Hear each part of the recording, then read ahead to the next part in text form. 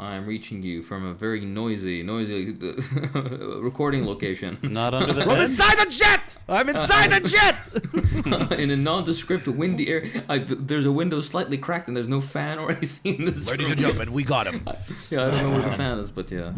Look at this wing. What was it? What did Bush do? Like, look at this. Now look at this drive. Oh, now watch Oh my this God. drive. Yeah. Now watch this drive. I don't know who this Katrina is, but we're going to find her. We're gonna Now watch this drive. Oh, what love crazy throwbacks! Oh my God! All right. Oh my God! Izdihar, how about that? That's a lovely first question to throw your way. What is your favorite American president goof? To put you on the spot. Yeah, I don't think I've ever thought of that. I don't think I even have an answer. I don't want The to ones think where they about commit that. suicide. I don't want to use my brain for that.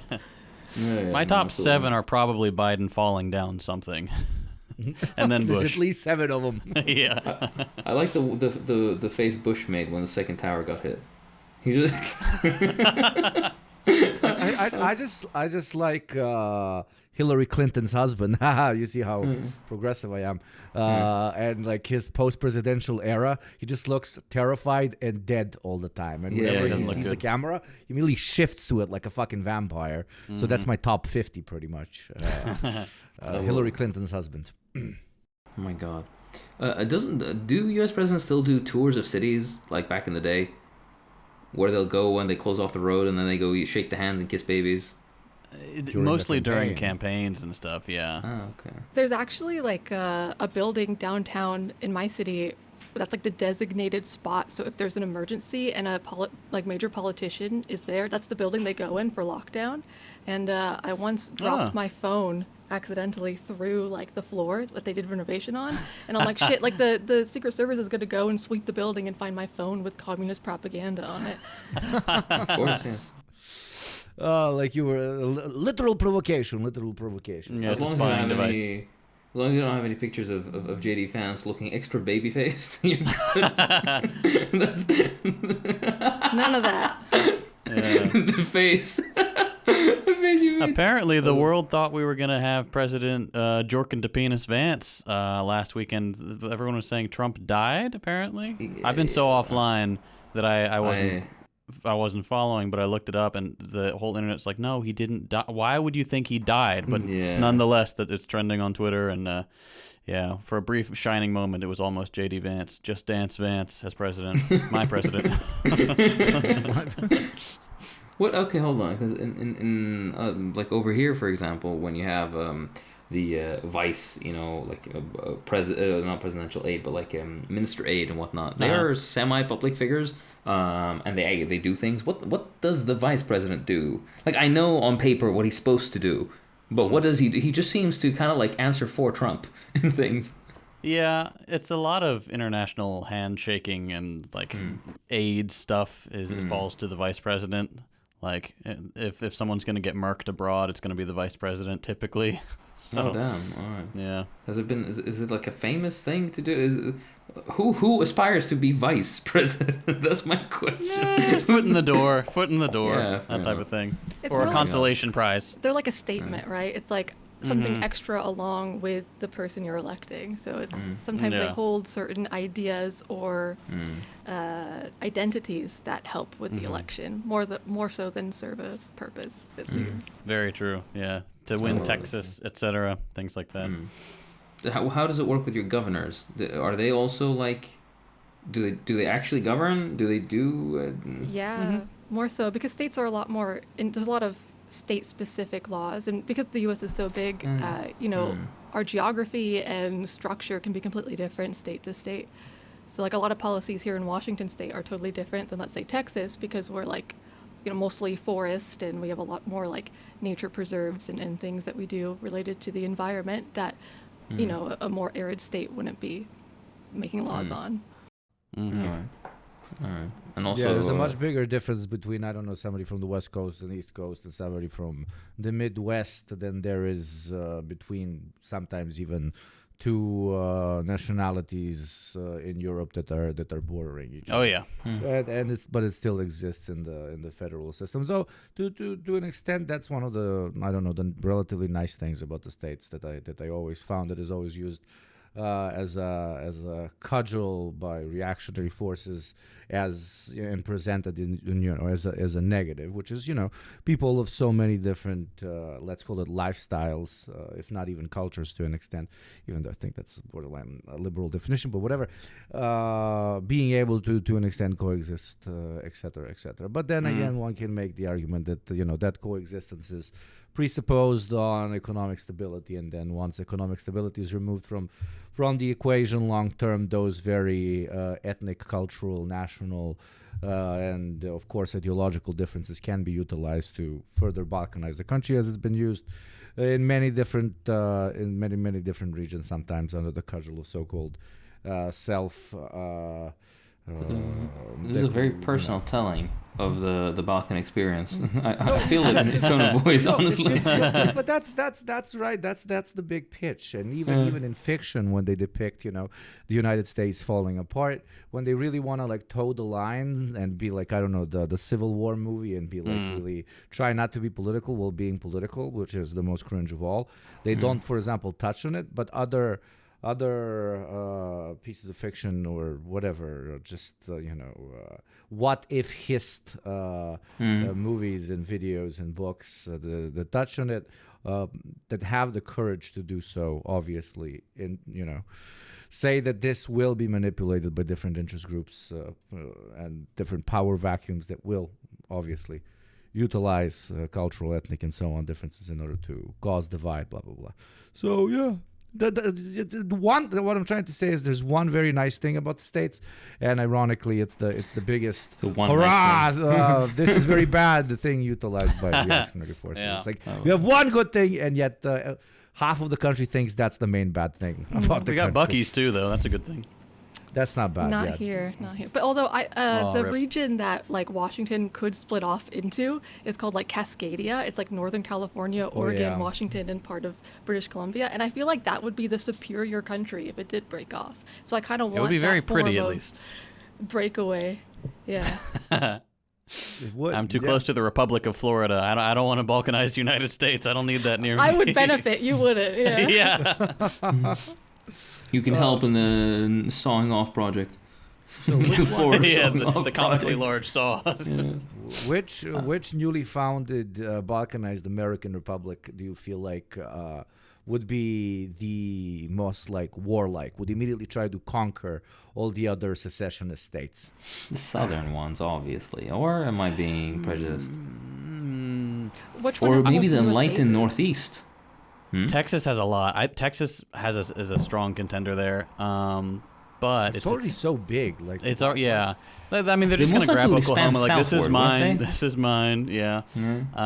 They'd probably They'd be like, we want more of Mexico, please. No, we want to they'd be at least fixate on- 80% Mexico. they'd secure the border Floridians, so though? hard. Or Florida, Floridians they're lunatics, but they gotta march a long way to get up from Miami to the rest of the states. So I don't know. That's they're a long just way too to go. insane to actually wage a successful war. I don't know. Here, the dark horse in this race, Utah. Yeah, I think Utah would go for it with the Mormons.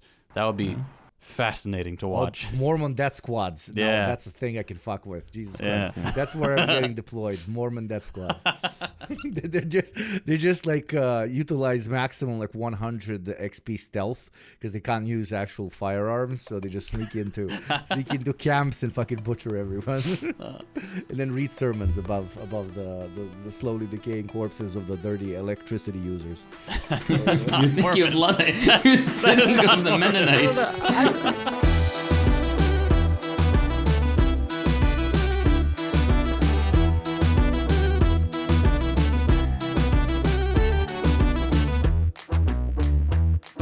All right, hello everybody, and welcome back to the Deep Program. Today we have a very late recording. By late, I mean it is a regular time for Izdihar. It's late for Hugo and I. And JT Khataya, he is. I just rolled out of bed. He is the most tired of us all. He told us that Yeah. it's a what is it? I'm 3, EP. 4 in the It's 4 afternoon. o'clock. Oh, It's 4 I'm EP. o'clock. Oh, okay. The kids are Well, gremlins though, and I've been I working on know, and you have these beautiful anniversary stuff curls. for a They need their week. sleep. Yeah. Well, you can tell me whatever you want with them, with the interracial cream in your hair. Ooh, boing. Okay, sorry. We have a fantastic Continue. guest. We got a guest. This is about me, fan not favorite. you, JT. Come on. Yeah, I know. I'll leave. A fan favorite, as always, Lady Izdihar, who is a fantastic historian, writer, analyst even, in all things old Soviet, all things great fashion, and most importantly, being somehow the most hated person is online despite being so unproblematic. Yeah.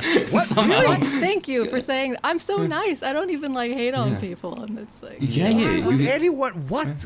She doesn't even. This is the thing. Is that something I love? But you don't even do the thing that JT does, where if somebody like mildly annoys him on a comment, he'll be like, "You're fucking stupid." And here's why.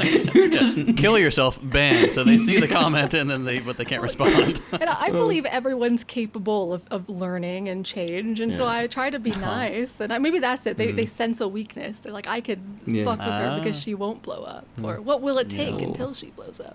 That's exactly right. They're like, well, Good Liz theory. Muslim, she just might. I think they might think these Oh my things. god. No, fake Muslim. I can say it. God, you said Yeah. that. Fucking Christ, Jesus. Oh man. Wasn't Well, us. you have every right, and people better watch out with the new gym going that you're doing, inshallah. But yes, absolutely fabulous guest, fan favorite. Everybody always asks to have you back. In fact, people say, "How about you guys take a break and just have her take the break?" Yeah. Yeah, you need a lady here. There's too much. Exactly There's not right. enough. Yes. All right, absolutely. Today we're going to have a very nice episode. We're going to cover general discussions, a bit of a free flow about the state of education, ideological education in general, and historically. Meanwhile, Hugo's tearing up, it seems. I don't know what's happening. Just run the show, brother, please. What's going on? God fucking damn it. Please. Yeah. It is very late, both for me and him. It's very late. No, I'm fine. I'm lovely. Just do the show. Don't talk about my eyes. Jesus Christ. Apologies. All right, so we'll The start. unprofessionalism of my colleagues. God Exactly damn it. right. Yes, I have to point out your faults. No. We have a lady on once, and you guys are fucking barbarians. Please go Yes. on. Of course. We'll just hop right in. But right before we do that, please let people know. If somebody doesn't know who you are and where to find you, please let them know. Oh, well, hi, I'm Izdihar, and I go by Lady Izdihar online. Lady Izdihar on Instagram, YouTube, and Twitter. The Lady Izdihar on TikTok. And yeah, I talk about Soviet and communist history. And a lot of people like that I dress in vintage, so I always have that sort of absolutely. aesthetic vintage flair. And I'm allegedly a fake communist, a fake Muslim, and sometimes a fake woman as well. So you never really know. It's up to you to decide. I've seen somebody say that I don't believe she's white. I've seen somebody comment, I don't believe she's white. So yeah, oh my gosh, God. it used to be that I'm a white girl pretending to be Arab because I'm a Muslim. But recently I saw that someone said I'm a Latina pretending to be white. So it changes as time goes Exactly on. right. That's fascinating. What even is America? I swear to God. No, Sorry. By the way, I bet you sorry, go on. I'm so polarizing somehow. I don't know. I'm just Yeah. existing. Just Exactly your right. existence. It's fantastic. I bet you it's a half Polish, half Italian guy being like, she's not really white. With a Puerto Rican girlfriend, he's saying, oh, she's not really white. All right. Thank you for that lovely introduction of yourself. We'll just jump into it. You had some interesting new project that you've been trying to delve into recently. I mean, it kind of concerns general Marxist or ideological education. But what is that? What does that mean? What is political education? What does it include? Through your research, through your own perspectives, through your conversations where you want to bash your head against the wall with people who seem not to want to understand that life is not just trading coconuts on an island. Right. Well, even though we kind of started this with the negatives, all the horrible things that people say and the stupid people out there, what I've been doing recently is there's a lot more empathy, I find, and interest in Marxism in general, communism, socialism, whatever. And so I've actually been shifting my content to be less purely like history focused or Soviet history focused, and to talk more about general concepts and terms in Marxism and some U.S. Communist movements that we can relate to things happening today. So it's not necessarily being built out of a frustration for people not knowing things, but because there's a growing interest. Although that growing interest is because of the growing inequality and the worsening of conditions of everyone's life in the United States, right?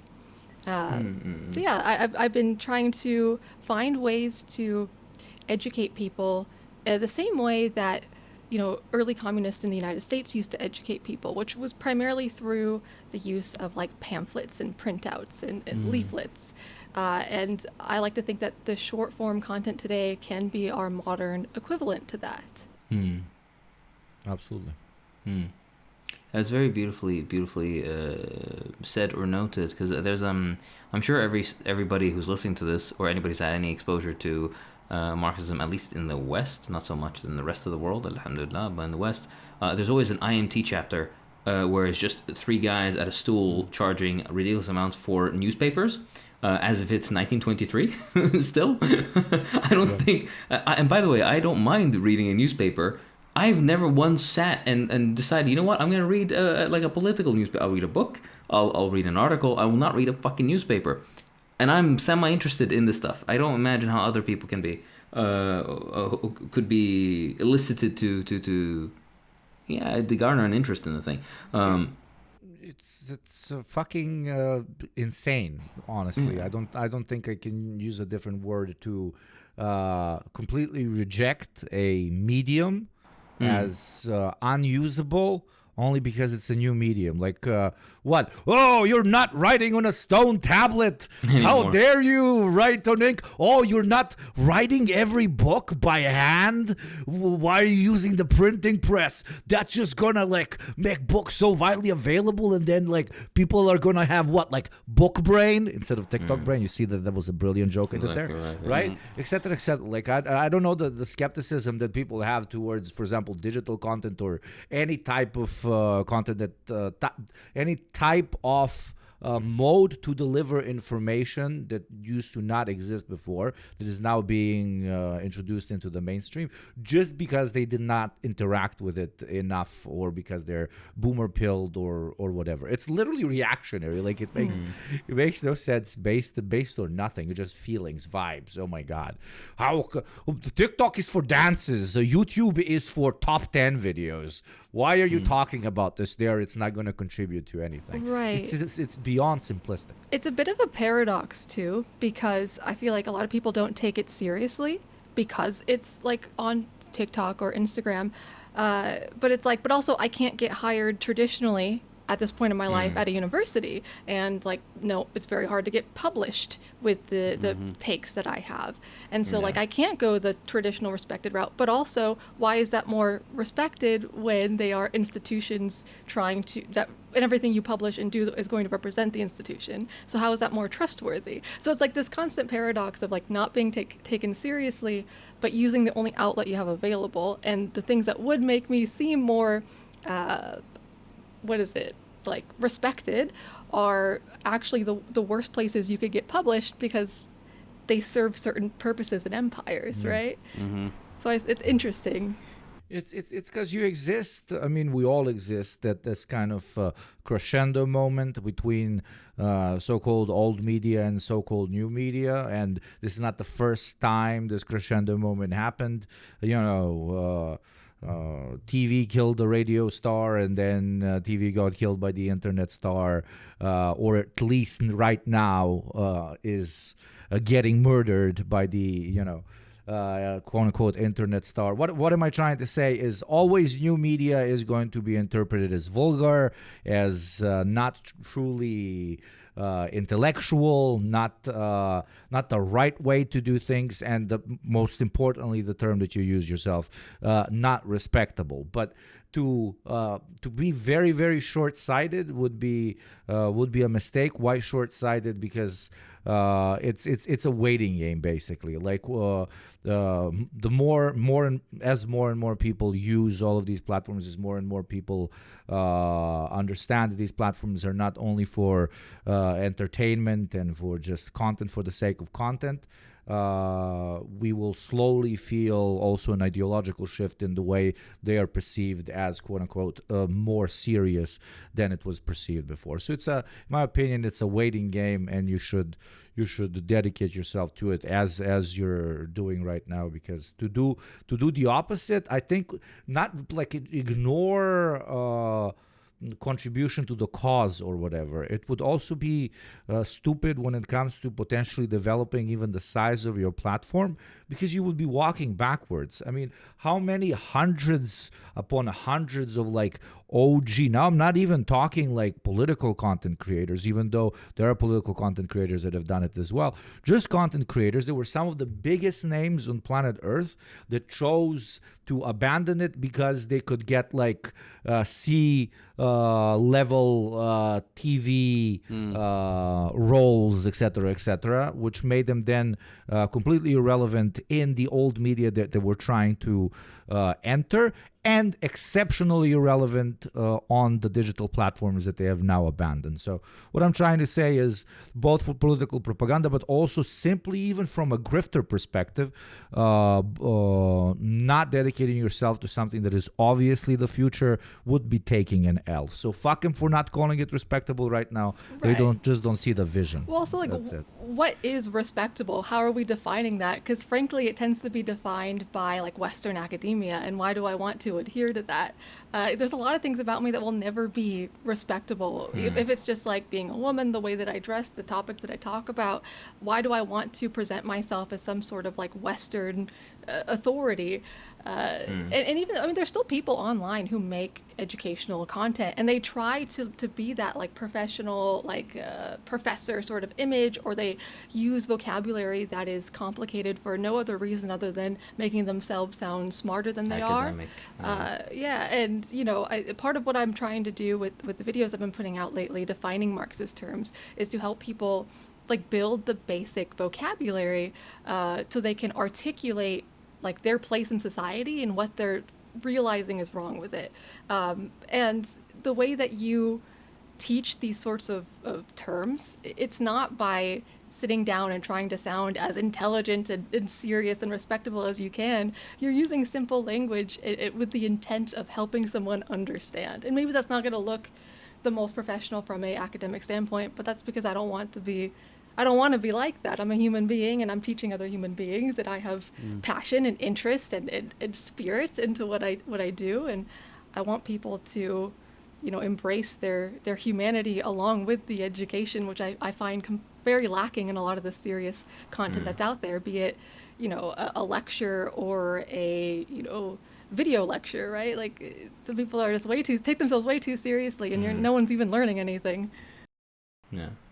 Something I would say also that you have on top of all that is a critical eye for your source acquisition, and it's not just the spirit or the motivation to learn, but it's also the background that gives it that. I don't want to say the legitimacy, because that makes it seem as if certain forms of education are not legitimate. But what I mean is, it can sound gatekeeping, exactly right. But what I'm trying to say is that you're not just kind of saying things for saying things. You have a background in what you're saying. You have the relevant sources that you've consulted. You just present them in a way that is digestible to a group, to people who otherwise would not either have the interest, the capability, or the time to access this sort of information in the way that you present it. Right.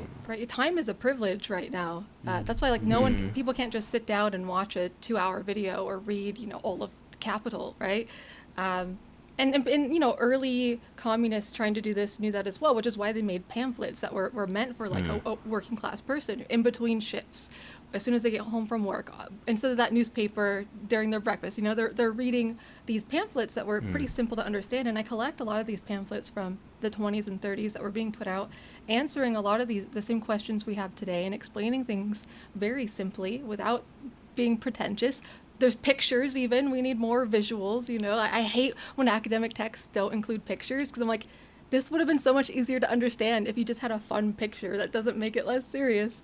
And so I'm really, really inspired by these early works that, of course, never got reprinted. Many got destroyed or lost, and they're really full of a lot of inspiration in how we could be doing things. And so in some cases, I really am like directly using a pamphlet for inspiration and creating that into an informative video, tying it to today's events. And yeah, I'm using like quotes and the sources of the concepts I'm talking about. And I try to include these things like on screen. So if someone wanted to read more of that entire work, it's like, it's right there. They can be like, okay, this is chapter this and by this year. So yeah, I'm not pulling things out of my ass. I am using real information and sometimes like primary sources of things that were happening and being said. There's I can't actually recommend the archive enough of your scans, because it is a I remember we mentioned this also. We talked about this in the previous time we got together. The human side of the Soviet experience and the approach to ideological education. We're so used to the bricks, the Soviet bricks, or otherwise, like lefty literature, very academic or jargony, many hundreds of pages, juxtaposed with like the occasional, Maoist, very easy to understand vibe, but still, it's still a lot. It's a lot to digest. And then in between that, you forget that there is actual education. That is way more easily, I guess, digestible or accessible in this way. One thing I want to add also about your thing, where you said, like the mono pamphlet is a TikTok video or a reel or whatever else.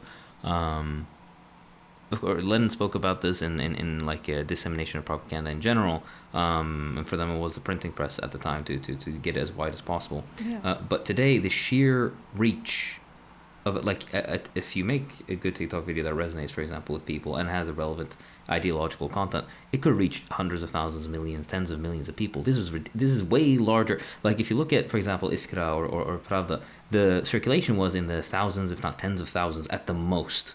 Right, at the most, right, and most lefty like literature that was being circulated, and early on was in the hundreds, not even in the thousands, not in the tens of thousands, not in the millions, right? Right, So, and they're hard to find today. Like as someone Yeah. who collects these things, like a lot of those things didn't last. They're hard to find. They're really inaccessible. aside What do you from think the that was? archive. Why do you think that that's the case? Because they were so used and practical that they ended up being, just disappearing into the void, or Well, who's going to intentionally reprint destroyed, them? or Who's going to reprint them? true. Like a lot of the printing presses that exist, like even like locally here in Seattle, there's a lot of history of printing presses being like destroyed by angry mobs and the police even. So like a lot of these early printers were short-lived, or some of them were funded by the Soviet Union, and then when the Soviet Union collapsed, no one's funding them, or there isn't a need, or it's not profitable anymore. It's hard to sustain anything today in the United States unless it's profitable. So it's just the fact that no one's going to reprint them because it goes against the core ideology of the state that we're under, that is, more and more militarized every day. Yeah, of course, I'd like to think that sometimes it's because people did like read them to death and kept them, and then maybe their grandchildren unknowingly tossed it out. That's how I come across things: is people die and then their grandchildren like sell a box of books or pamphlets to a used bookstore, and then I am always looking at the used bookstores trying to find these kinds of things. But that's just one person finding it, right? Not the audience they hoped would read it. Absolutely, yeah. A few, I guess, points. We kind of did touch on this a little bit, but if you compare with how ideological education was historically and how it is today, how would you say how has it evolved, and what is the, I guess, useful parallel that you can draw between back then? Now, it doesn't have to be particularly Soviet. It can be Chinese or Eastern Bloc or non-socialist bloc, even outside of it. What do you feel is the evolution until today? What is useful to take with us comparatively? I think one of the most useful things to look at right now is how they addressed low literacy, because a lot of the times they were educating people with like zero background or illiterate populations. And we today have a literacy problem with our, not just young people, but like adults as well. I think I don't know the actual statistics, but it's bad. Whether it's fear mongering or not. I often hear stories from people I know who teach, or studies that they read about how, like, new high school graduates can't write one paragraph unassisted, or they can't read things and speak in class and articulate what they read. It's like a serious issue, but these kids are watching videos and listening and taking these things in. And so it's sad that we may have a similar literacy issue that, like, let's say early Soviet Union or early China had when it came to their working class population. But they had solutions, and that was explaining things simply, using visuals. The Soviets especially have a really interesting history of using propaganda posters, using visuals and messages that the population already knew, which often came from religious imagery. So like the Soviet poster, it originated from Russian Orthodoxy imagery, and I forget the name. There's like certain specific block prints that they used, but they started using those sorts of symbols. And so I think taking these lessons of using imagery and understanding and symbolism that these populations already have, that we already have, which could be posting on TikTok, I don't know. Sometimes people do that thing where they like have text information while they're like dancing in the background. Mm-hmm. I've tried to do that like a few times. I feel really stupid. I don't like doing that. Mm-hmm. And sometimes I feel people are copying and pasting things. Not me, though. Mm-hmm. Mine's from the heart and from the pamphlet. So yeah, I think just the way that they tried to reach these populations and people with literacy problems, we need to be looking at that, because that's what we're also facing today. And then also on a like local community level is having the sort of like collective studies and worker-led study groups within your workplace or within your schools or whatever, teaching on these things, because sometimes the only way people are going to get through a thick text or even a small text is if you do it as a group and actually discuss it, because you can sit there and read something and think that you're taking it in, but sometimes you need other people around you with different ideas or perspectives, or maybe they're not getting it, but you can explain it to them and that helps you. And so, study groups was a big part of early Soviet learning and education as well. Yeah, and I really like that you, for example, gave the example of illiteracy, and in the in the modern context of the modern parallel to illiteracy of the time. Obviously, we can use literal illiteracy. How many times I'm going to say literal, dear viewers, dear listeners? That's why you love us. But there are other parallels, like. Okay, their problem was motherfuckers can't read. I gotta explain shit to motherfuckers that can't read. So I gotta make them either learn how to read or explain information in a way that somebody who doesn't know letters can understand. Nowadays, even if the majority of people understand letters, they, for example, have, I don't know what a parallel could be. They have TikTok brain, for example. Okay, motherfucker can't sit down and actually read 100 pages. Can't sit down and actually read 10 pages. Us as communist agitators need to adapt to that. So you have TikTok brain. Sure, that is bad, but also I can make TikTok. There you go. Very concise, very direct, our version of a digital pamphlet. And it's going to contribute to you potentially then engaging further and deeper into the theory, because you're no longer going to be intimidated, because you will get the kind of bigger picture of it through the digital content that you've consumed. TLDR, throughout every stage, throughout every era, throughout every revolutionary experience, be it socialist or even pre-socialist, the people that were trying to pitch a particular idea had contradictions being thrown at them in the wider populace that they had to adjust to. That was both from the organizing perspective, both even from the military perspective, but also from the agitation perspective. And what, for example, your project is trying to do is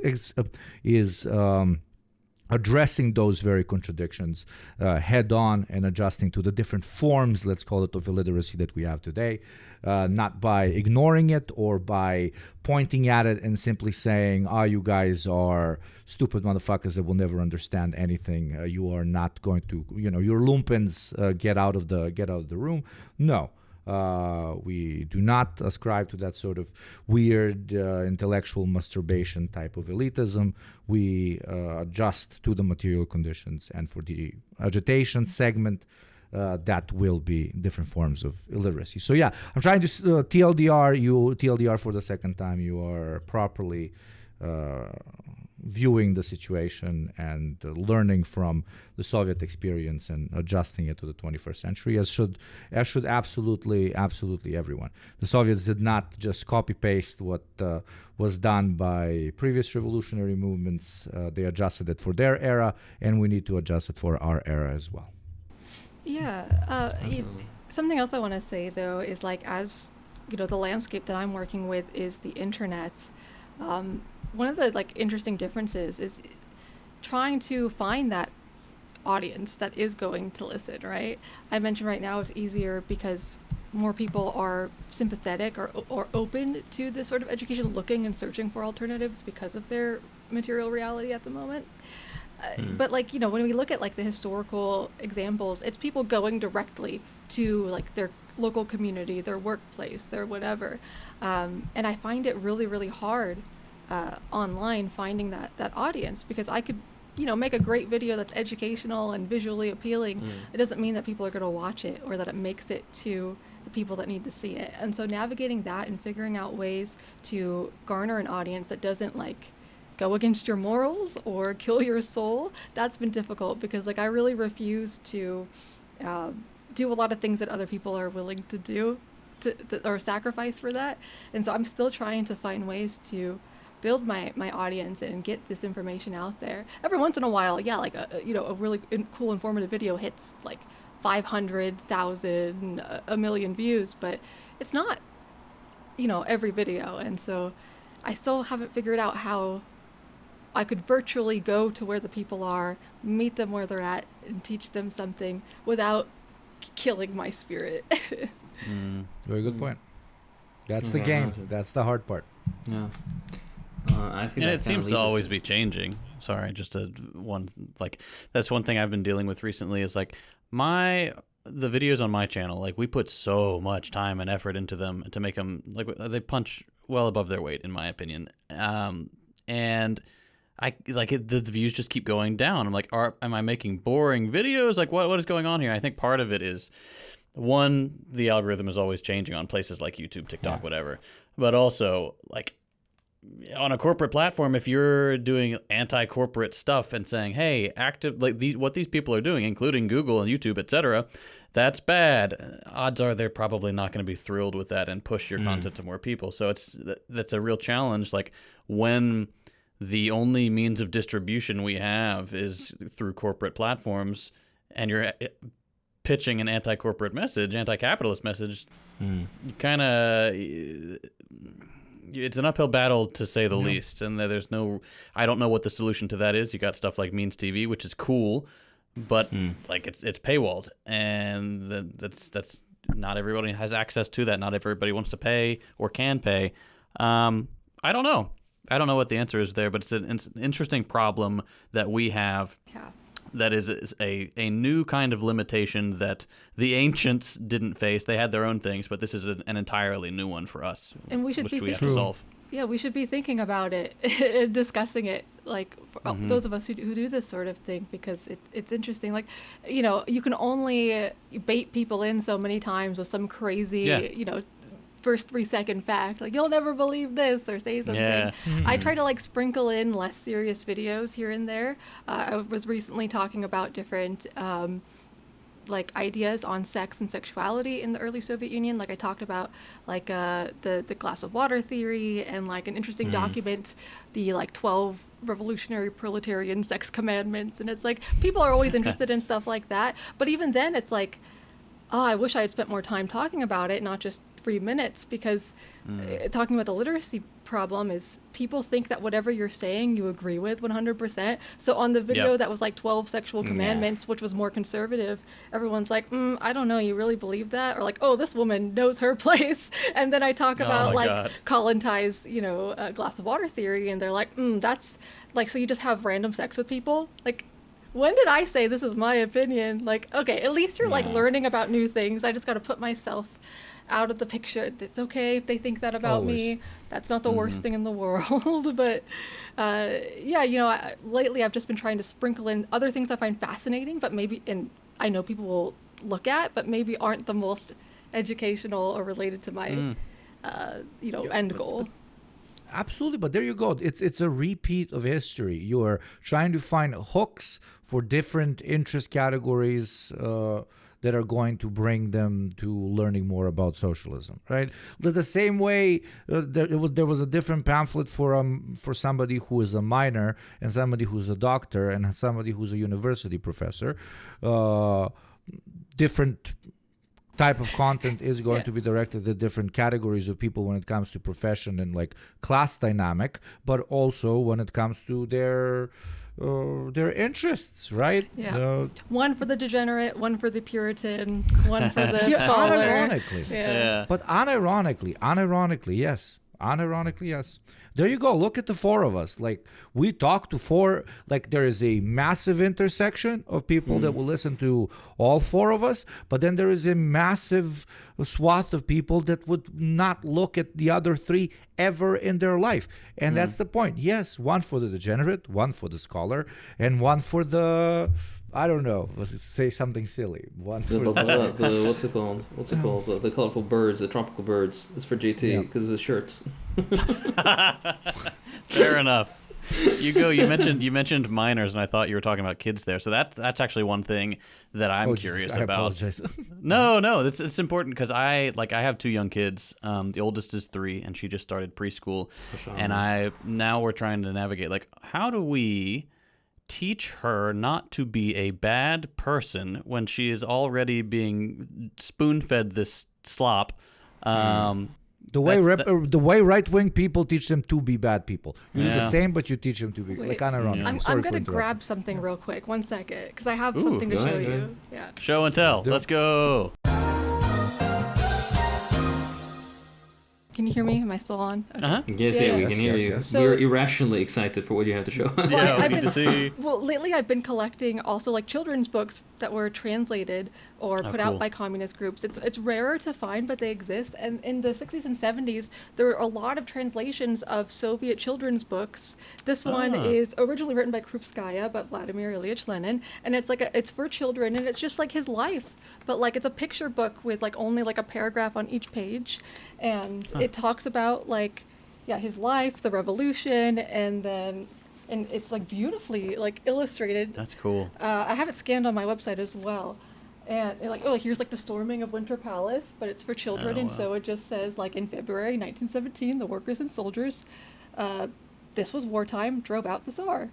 And it's like, now the workers and peasants themselves, and not the Tsar, the landowners and the capitalists began discussing and deciding what was to be done. Their councils were called Soviets. And then you have Lenin. But it's for children. And so like they were making this and thinking about this. Oh, and then in the end, it's like us today, but it's like 1960s. Oh, that's cute. So like I've actually been interested in seeing how they reach children, and it seems like they weren't coddling them; they were teaching them real things, but it was just like visually more interesting, and simpler to understand, less words. Which maybe that's how I'm also reaching adults these days. But 100%.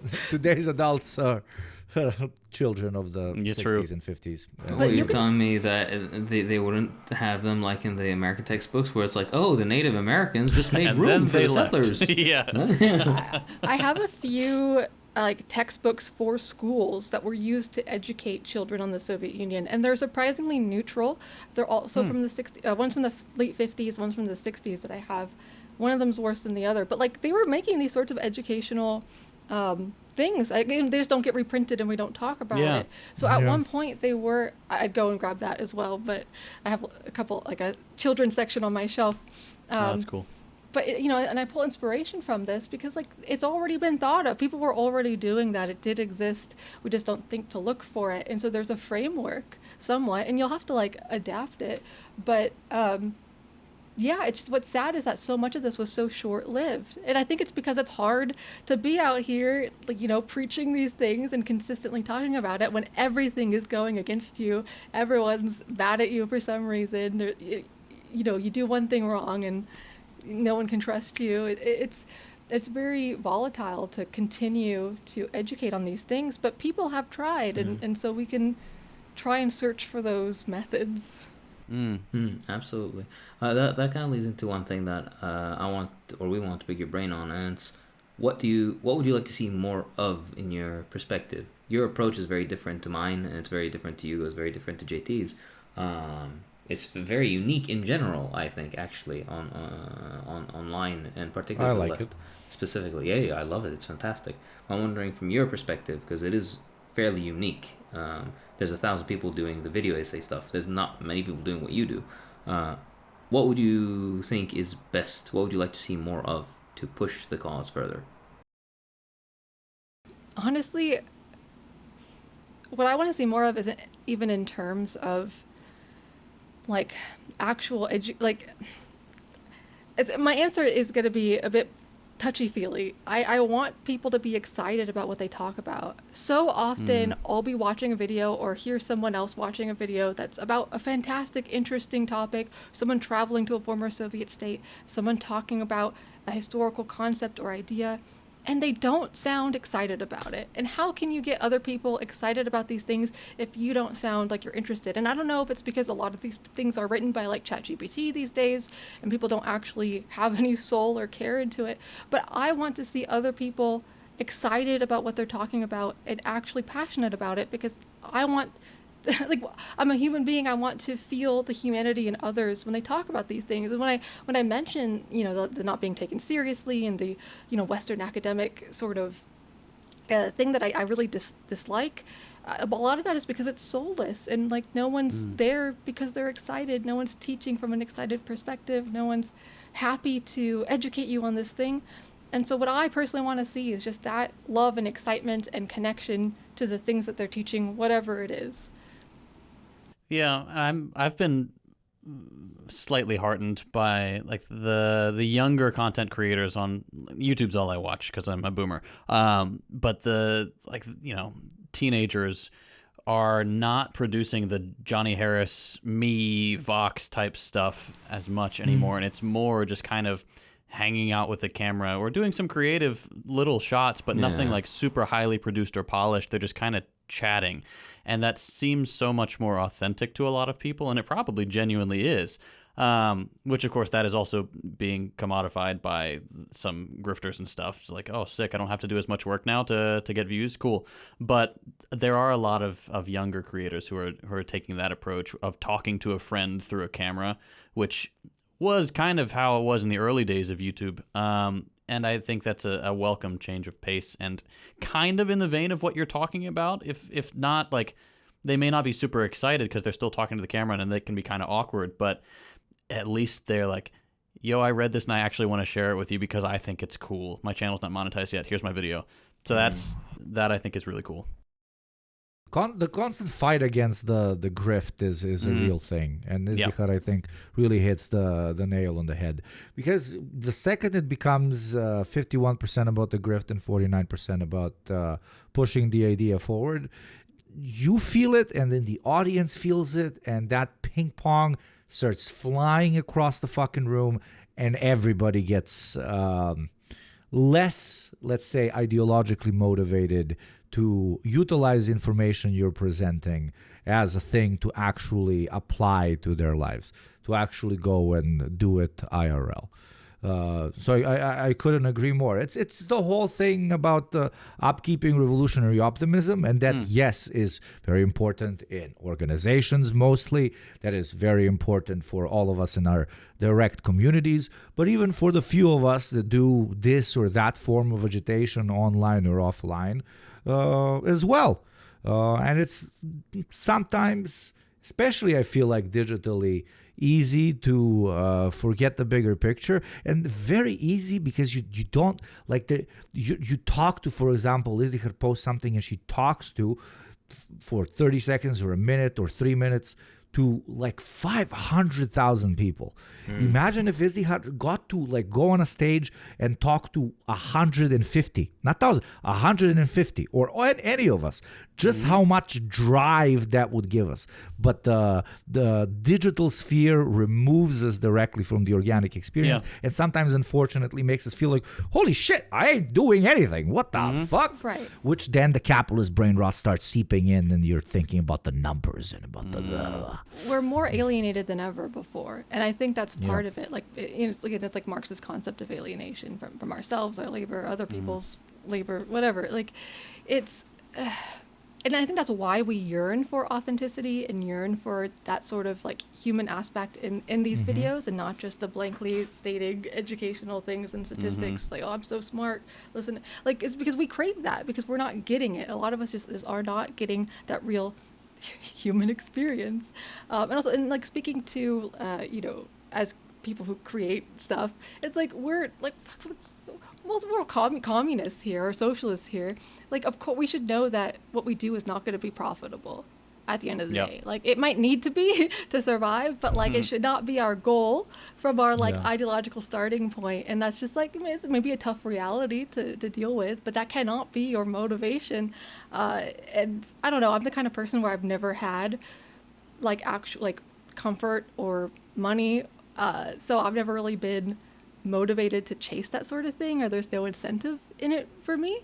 I just want to be happy and I want to feel good, and part of feeling good for me is sharing education and collecting the educational things and putting that out into the world, even if it is detrimental sometimes, because I believe so strongly in showing people these things and learning from these things. And I think a way to like combat that alienation is to find those points within yourself. First of all, know who you are. That's a big thing that I've been realizing lately, is that people don't have a sense of self, and how can you do anything or learn or go out and connect to people if you don't even know who you are?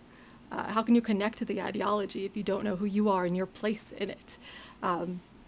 I lost where I was going. I have so many thoughts, so I kind of I don't think I'm answering your question, but I feel very passionately about like the growing alienation of people and the lack of sense of self, and the way that everything around us is making it worse, be it AI or being online too much, or the shift in media that we have, or even the way that people talk and interact outside.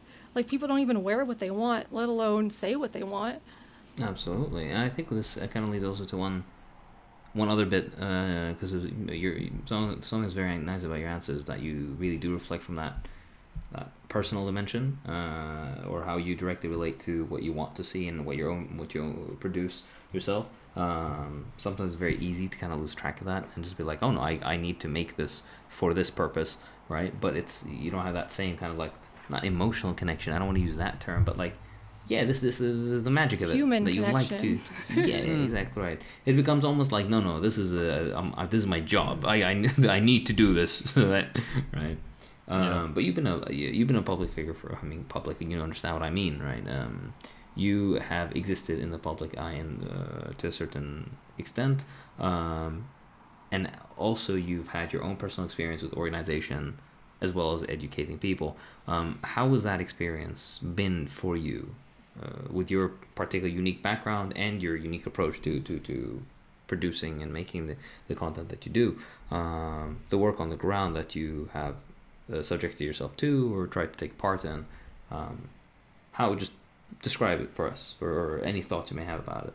Right. So it's difficult when you are a public figure or you have a decent sized audience. I guess I have a large audience for the niche of communist history. Yeah, that's what I mean.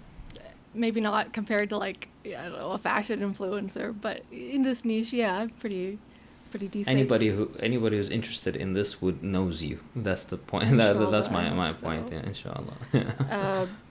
So it's difficult because there's so much like sectarianism in like Yeah. the Western left. And I find that if I publicly join or promote one specific party or organization, it alienates everyone else. I stubbed my toe at a one of their party meetings. Are you in support of toe stubbing? Is that what you're telling me? Right. Sorry, go on. But no, we're at like this state of like extreme, infighting beyond, to the Yeah. to the CIA's joy. Like we're more disconnected than ever, and like lacking a uniting feature on the left. To the point where, like, as someone who creates content online about this stuff, you can't just, I mean, you can, but I find it more alienating for people if I, say, oh, I'm a part of this party, I'm a part of that. I have, tried different parties, and then I felt that I was being less helpful in these parties than I was doing. It was less helpful on an individual level in a party than I was focusing on what I'm doing online. But I do live within a community with a lot of communists. I live in like the gay communist neighborhood in Seattle. So like there's a lot of people who know what I do and stop me and that I interact with on a daily basis.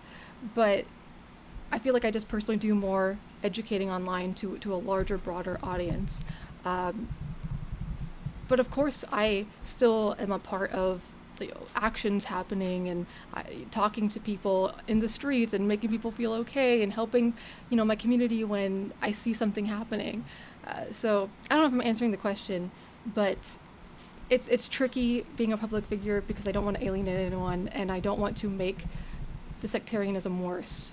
And so I think knowing my place, which I believe is better set here, educating online, and then helping in my local community where I can, but not necessarily publicizing that, which is also a dangerous thing. A lot of people are like, why aren't you posting about the parties you're involved in? Why aren't you posting, your community work? I'm like, well, that's like unwise to do that. Yeah. Absolutely, no, I completely agree. And I think it's also there's a uniquely Western. We've spoken about this as well before. It's such a uniquely Western perspective and approach to organization. I'm not saying yours. I'm saying generally that there's this heavy sectarianism that kind of divides it across various lines, makes it very difficult to move ahead with any sort of movement building, and that's by design, of course. This has been since the 60s that various several letter agencies have been trying to mobilize this sort of I guess negative individualistic tendency within organization. Kind of like, oh well, I'm right and I'm on the ivory tower and nobody else knows what's up. Neither Moscow or Washington, but yes, Washington. That kind of line. Yeah, it is. I can imagine it being a different kind of difficult. Please go on. Yeah, it's like so I guess the way that I've been viewing it is instead of like joining one party or involved heavily in one specific organization, what I want to see locally in like, big cities or big communities is more of a united front, which historically you do see like various, leftist, communist, socialist groups coming together for, a shared cause. The thing is to build a united front in like your cities or communities consisting of many different orgs or just individuals is you need like solid points to organize around, and who decides what those solid points are. So this is something I'm still like workshopping and trying to figure out, but I think what we need to focus on more, instead of belonging to a party and publicly showcasing your community involvement to prove that you're one of the productive ones, I think we should focus on ways to build united fronts and what those core points would be to mobilize around. It's dangerous stuff to talk about on the internet, but it's really serious. Like I think that's like real like praxis is how are you, using what you've learned and being a part of that local community in a productive way and getting everyone together, because that's what we need to focus on, getting people together, not attacking. And a lot of the attacking comes from like a projection of that lack of sense of self, of that alienation, of that finding your place. It all goes back to a lot of Marxist theories and why we're being so unproductive. Yeah. And the right is so good about the United Front thing. Or there's some fractions or factionalism now, but historically speaking, they are solid. They've got like a few core pillars, like we hate immigrants, you know, the blah, blah, blah, Protestant work ethic, blah, blah, blah, no communism. And it's very easy to understand stuff, whereas we on the left are like, well, actually, if you you need to believe this specific thing from this specific book, and if you don't believe that, you are my enemy, and I hate you, actually. Oh, and so you sell newspapers? Who reads newspapers? Yes. Exactly, yeah. It's frustrating. It's so tiring, and I think a lot of it's just terminal online stuff, where like if you just go to, like we tell people all the time, go to a meeting, go to whatever, DSA, CPUSA, PSL, whatever. People are chill. Like you're just hanging out with people. You're not going to grill them IRL about their specific beliefs. You're just going to like, hey, what are we working on? Oh, that's cool. Let's do that. And then you hash out the details later. It's fine. Right. And I don't want to discourage people from like going to local like meetups or classes. Like they all have merit. They all have, educationals and events, and a lot of them do like join forces for like protests and stuff. So I think there's value in what a lot of these different places provide, but I think solidifying yourself as just a part of this party and only going to their events or else you're a traitor, that's just not helpful for anyone, including your own education. Don't you want to know what other people are saying, even if it's a little bit different? It's only going to benefit you. Absolutely. But there's one more very important thing that we've missed, guys, and it's the fact that history and generally politics, particularly history education, is politically neutral. There are three branches of the government, the judiciary and the executive and the ball sack department. They all keep each other in check. You need the workers and you need the funders of capital so that you can have a balanced society. And as long as you have liberal elections, yeah, exactly right. As long as you vote, all right, I'm gonna vote. As long as you vote, then everything will be fabulous for you. And I think that is the fantastic end point of today's lecture, and exactly the kind of information that I think Izdihar want to get across. I believe I understood you correctly. Yeah, well, hey, like I said, we're all capable of growing and learning, so that's your starting point. There's potential. The revolutionary optimism is that you will take what I've said here and grow and flourish. If you will. Grow out of brain worms. That's very kind. So hard. We call it brain rot. She's like, I am optimistic about your growth. Way to go. You're Bless so your heart. pretty. Yeah. Look at you go. Yeah. Yeah, exactly right. Oh my god. You are a blast to always have on. I think the next time we're incapable of making it happen between the three of us because one of us is in a mountain somewhere or one of us is sick. Like JT is so frequently sick, or whatever else. I think we'll just hand it over to you and you just do it. Yeah. Go crazy. Do whatever you want with this. And then whatever we get back, we'll be very swiftly told to fuck back off again. Yeah. Bring her back. Are people really asking for me that much? They yeah. People. It's you. It's Alan. There's a few people who are like, yeah, I don't know why you guys. It should just be like we should have the Alan cam and the Izdihar cam. It's like no, we go to our reporters live. We check in. It's been almost 2 years, I think, too. Actually. Yeah. Wow. It's been a long Yeah, time. we're Yeah, I know. When Like, everything sucks. glad you were thinking of me so often. Yeah. Yeah. Let people know about you I like it. and about what you do, what it is that where they can find your fantastic work that we have so thoroughly recommended. So hopefully people will be mobilized. Let them know again, please. Yeah. Lady Izdihar on Instagram, YouTube, and Twitter, and the Lady Izdihar on TikTok. And I teach history, and I get now a lot more Marxist education and occasionally some historical fashion. And so if you want to dress like a historically accurate young Stalin, come to my page. And rob a bank. There we go. Don't worry. I love it. Everything will be linked below. With all that being said, this has been the program. I'm Hakeem. I'm JT. I'm Yugopnik. And I'm Izdihar. No quip? Come I on, don't give us know. a quip. I was so stressed out. Stop being illiterate. Yeah. There we go. Pictures and books!